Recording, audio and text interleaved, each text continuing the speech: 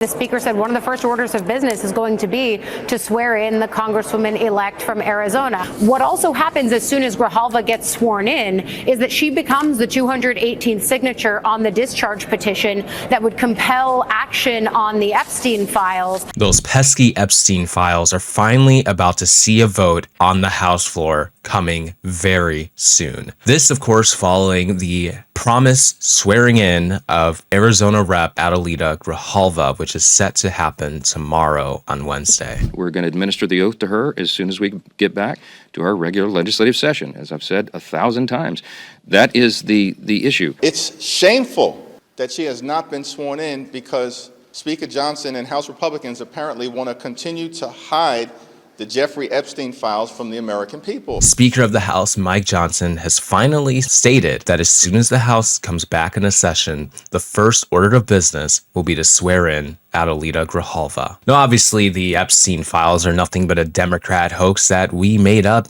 to create this witch hunt against people like Trump and his buddies. From what I understand, thousands of pages of documents have been given, but it's really a Democrat hoax. The only problem with that assumption is, if that were the case, wouldn't they just release the files and say, here, there's nothing to see? You satisfied? Mr. President Donald J. Trump, I am a registered Republican, not that that matters because this is not political. However, I cordially invite you to the Capitol to meet me in person so you can understand this is not a hoax. But yet that's never been their plan. In fact, they've done everything that they possibly can to avoid releasing these files. But thanks to the Senate Democrats deciding that they're just going to fold and sacrifice healthcare for millions of Americans who simply give the Republicans what they want and end the government shutdown. I guess at the very least, we get the Epstein files released.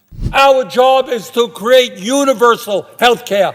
Guarantee healthcare to every man, woman, and child, not throw 15 million people off the health care they have, low-income and working-class people. And my friends know what you are voting on. Studies are out there that when you throw 15 million people off of health care, some 50,000 of our fellow Americans will die unnecessarily every single year. Anyone think that's funny? Something to laugh at? Something to just go past? I don't. A report from NBC states the Speaker also vowed that before the House votes, he will swear in Democratic Representative-elect Adelita Grijalva, who won her special election on September 23rd. The House has been out of session since September 19th in an unusually long and unscheduled recess. What I do find very interesting is that now that they have to vote on the funding bill, the continued resolution, suddenly Speaker Mike Johnson can swear in Adelita. But not a moment before. This was the only condition that had to be met in order for him to make this initiative. Makes you a little bit suspicious about his motives as to why he's delayed her rightful duty for so long. She was literally voted into the House of Representatives 2 months ago, and we're finally going to see the day where she assumes her position sometime tomorrow. If he's watching right now, what do you say to him, Congresswoman-elect? It is unconscionable that members of Congress have worked 19 days and 4 months. I mean, literally look at the calendar. We need to get back to the negotiating table in order to end this Republican shutdown and open up the House, open up Congress, get back to work, and start working for our American people. Now, it's currently up in the air as to whether or not the House reps are going to vote in favor of the continued resolution. But it's really important to understand what happens in either scenario. And we'll start with the scenario where they don't vote for the continued resolution. If this happens, Adelita will still have been sworn in because that's going to happen before the vote. But if the House is not in session, which Mike Johnson has made it clear he doesn't have any intentions to keep the House in session immediately following the vote. Following her swearing in, the House will then vote on a rule for the Senate deal, followed by final passage, and then the House will leave town again, Johnson told members on the call. So if it is declined, the House will leave go back on vacation, and there will once again be a delay on the release of the Epstein files because that petition is worthless if the House is not in session. And Mike Johnson knows this, so he's using it as leverage. Of course, this is more of a messaging moment than anything else, but it puts the Speaker in a very awkward position of having to figure out how he will strategize around that bill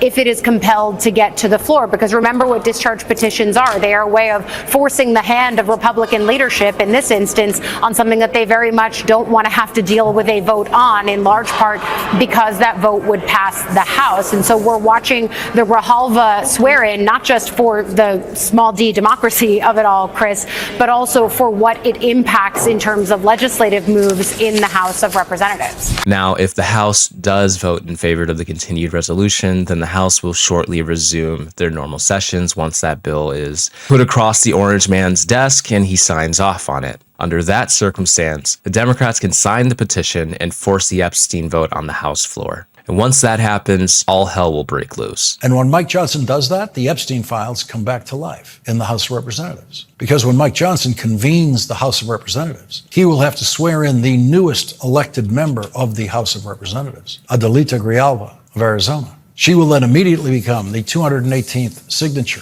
on a discharge petition that will force a vote of the House of Representatives on releasing the Epstein files, a vote Mike Johnson fears more than any vote ever cast during his speakership. That is why Mike Johnson closed down the House of Representatives and gave every Republican in the House a paid vacation for the last 7 weeks. Fear, abject fear of the Epstein files. The House is likely to see a significant amount of Republicans vote in favor of the Epstein files release once the petition is signed because many of them are already preparing to jump ship. A lot of them are aware of what kind of horrible things are in there and which of their colleagues are also associated with Jeffrey Epstein. But really, I think that it has to do with the Epstein files, holding the nation hostage and not opening up the House to negotiate with the Senate on a resolution that we can all agree to is detrimental to our nation. And we have people that are really suffering because of his inaction.